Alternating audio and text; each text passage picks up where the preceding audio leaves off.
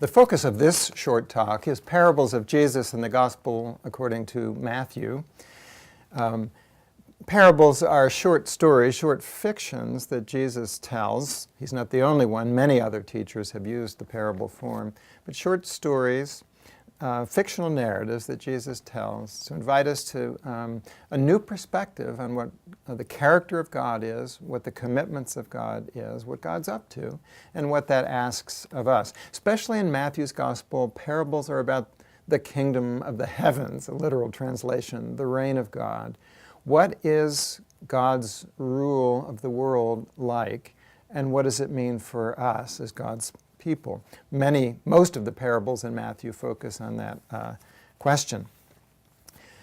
So it's interesting in approaching parables in Matthew to come by way of an Old Testament example. This comes from 2 Samuel chapter 12. It's a very familiar parable by the prophet Nathan. This is after David has given the orders that result in Uriah, the soldier, the husband of Bathsheba, result in his death. And so Nathan confronts David, the king, and he says, there were two men in a certain city, the one rich and the other poor. The rich man had very many flocks and herds, but the poor man had nothing except one little ewe lamb which he had bought. He loved it, he took care of it. Well, as the story goes on, the rich man seizes that lamb when he has guests arrive, has that lamb killed for a feast, and shows no compassion, no mercy toward this poor man. So David, the king, as he hears the parable, is enraged. He doesn't realize it's a fiction. You know, fiction, truth is stranger than fiction. Sometimes fiction is more real than reality. And that's what we have here.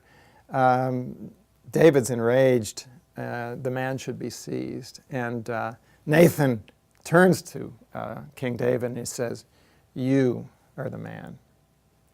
And that's the way parables of Jesus in Matthew seem to work. They hold God's demand for justice before us. And so we see God's judgment, God's justice, and God's mercy in play and ask us readers how we're going to live into that story. Luke tells about 30 or so. Luke has Jesus tell about 30 or so parables. There are only 6 in Mark. Matthew has about 24. So Matthew also has a lot of parables, and so many of them focus on this theme of judgment or justice and mercy. What is the reign of God? What is the kingdom of heaven like in terms of these central themes, mercy and justice? There's a whole set of parables in Matthew 13 about the kingdom of heaven or the reign of God. And 2 of them I want to focus on because they really press this question of justice. One is usually called the wheat and the tares. It's about wheat and weeds in a field. They grow up alongside each other. The weeds, the tares, are indistinguishable at first from the weed. So if you move in, they're all bound up together. If you go in to pull out the weeds, you'll pull out the good wheat as well. And so the farmer knows he's got to tell his workers, they want to get rid of the weeds. He tells them to wait. They'll be separated at the harvest. And then the weeds will be good for fuel, and we'll have the good grain. Then a bit later, that's chapter 13, verses 24 to 30. Chapter 13, verses 47 to 50. Later on in this chapter of parables about the reign of God, there's a picture of good and bad fish that are caught in the net by the fishers. And so Jesus offers this image of the working of God's justice, the judgment that will involve separation of the good and the bad. In the same way that the good and the bad, the grain and the weeds are separated, the good and the bad fish will be separated. But Jesus says, in their time, God will be the one to do the separating. So one of the points that Jesus is emphasizing with these parables about God's justice is that judgment is not our business. It doesn't belong to us. God will see to the sorting out of the good and the bad. They're all mixed up together in this world of ours. There's also a positive image about the reign of God in chapter 13. It's not all gloom and doom and judgment. You have the image of a treasure that's found in a field, unexpected boon, unexpected treasure, and a pearl of great price, a pearl that's beautiful and precious. And if you find out about it, you're going to sell everything that you have to get that pearl or to have that treasure. Jesus says that's what God's reign is like. It's a possession worth everything. So we will orient our lives, we'll make decisions in life that will give first place to God, to God's claim, to God's rule. The very final parable that Jesus tells in Matthew, it's in chapter 25, verses 31 through 46. It's really an allegory about the final judgment. This is the parable about sheep and goats. It's the judgment of the nations. It's universal judgment, Jesus says. So that future judgment where God will weigh and hold accountable all nations, all peoples. And, well, you probably know the story. The sheep on the one side, the goats on the other. Apologies here to you goats and goat lovers. You know, it doesn't go out very well for them in the parable. It's just a story, okay? But the sheep enter into eternal blessing. The goats enter into eternal torment. Why? Well, this is a judgment scene, and the king, who's also called the human one or the Son of Man, explains what's going on. He tells the sheep, those among the nations who enter into blessing, into bliss, here's what they had done right. There's this refrain that comes back again and again, either in positive or negative form. When I encountered need, did I feed the hungry? Did I give drink to the thirsty? Did I welcome the stranger? Did I share clothes with the naked? Did I care for the sick? Did I visit the incarcerated? The sheep did. The goats did not.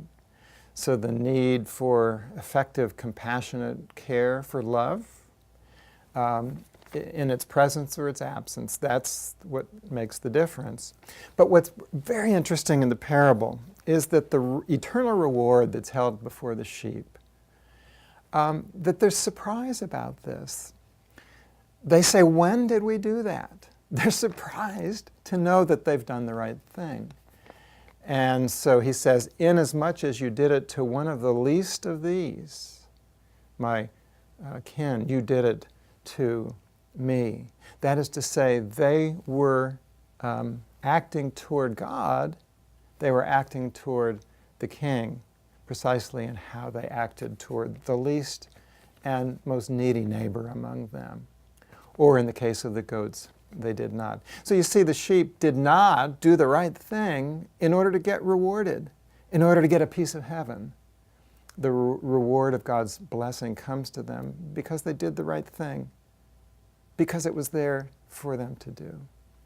It's a very important point, I think, that Jesus is making here with this element of surprise. We don't do the right thing to get rewarded.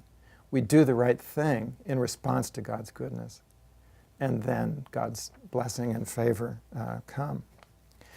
Well, there are a couple of other parables I want briefly to touch on, parables in which we see the themes of judgment and mercy interacting. One is a parable about vineyard workers. So it's harvest time. The vineyard is ready. The grapes are ripe. The harvest needs to proceed quickly. There's urgent need for workers, and so the vineyard owner goes to the marketplace in the town every hour looking for workers. Go out into my field, go out into my field.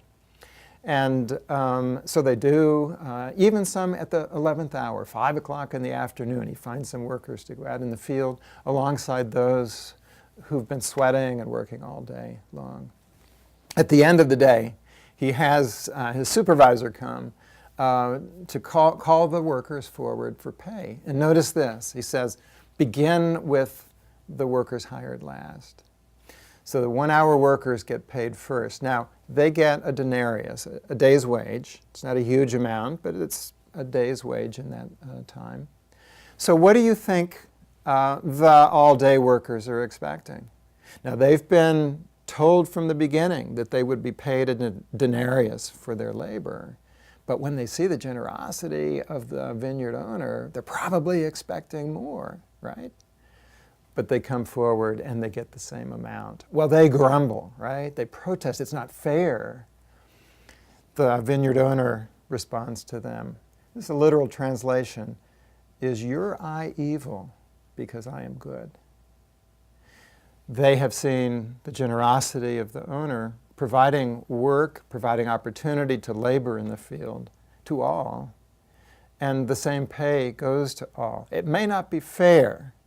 The calculation may not be just in our terms, but the grace is there for all. But you see what the parable does is make us wonder what God's justice and God's mercy are all about. How do they relate to each other? Is it possible that God makes place within God's household, God's family, God's vineyard, God's field, that God makes room for some whom we regard as less deserving? But they have a place. They belong too. Can we accept that? Or will we think God evil because God is generous? Final parable is another very arresting one, literally. This is the one about a king, and he's got a servant, a very highly placed servant, who somehow or other manages to get into a national debt. So this is, 10,000 talents. This is billions of dollars in our scheme. And so can't possibly pay. And the king is going to have him thrown into prison along with his family until he repays the debt. Well, that's never. So the servant asks for mercy. He says, give me more time. Right. But the king stuns us. He simply cancels the debt. He forgives the full amount. Not more time, but no debt any longer. And here's where the parable gets very interesting. The same servant who's just been forgiven billions of dollars, so to say, goes out, seeks out and finds another servant, a fellow servant of his, who owes him a pittance, certainly a manageable debt. And the servant uses the same line on him. Be merciful to me. Give me more time, and I will pay. Well, what does the servant do?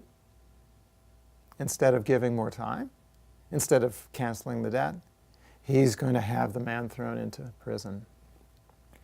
Well, bystanders, other workers see this, they report it to the king. King is dismayed, and he cancels the debt, forgiveness. He cancels the act of mercy, and he calls the billion-dollar debtor to account, and he'll be stuck forever. No mercy. Jesus sets up this really striking parable with an exchange between Jesus and Simon Peter. Peter is probing the limits to forgiveness. How often should I forgive? 7 times? And Jesus says, no, not 7 times, but 70 times 7. So throughout the calculator, there's no limitation on the mandate for mercy. And yet when we come to the parable, the king forgives once, but not twice. So Jesus really forces us, in Matthew, in putting these two, the conversation with Peter and the parable side by side, really forces us to think hard about God's justice and about God's mercy and about what they ask of us. There's a lot more going on in the parable, but I think at the very least Jesus is doing this. He's asking us to reflect on the gift of mercy that has come to us in our need, in our gone wrongness, in our sin. And then to be grateful for the mercy that we've received from God. We can't pay that back. The servant can't pay his debt back to the king, but he can pay it forward. We can pay it forward. The mercy we have enjoyed restoring us to right relation to God, we can pay that forward to others and extend that same mercy, that same compassion, that same grace to others. So as I see Matthew forcing us with this very striking, hyperbolic, exaggerated story about a king and a servant with billions of dollars of debt, Jesus wants us to place ourselves in the story of God's grace in a way that really points us toward others, to extend the same grace, the same mercy toward others. Well, I think that's something about what's going on in that parable. I hope these thoughts about some challenging parables of Jesus and Matthew encourage you to mull them over yourselves and to come up with some of your own thoughts. And as with the other parables of Jesus, to ask yourself, what question is Jesus putting to me, to us? How will we respond to enact God's grace, God's love, and God's justice in our time?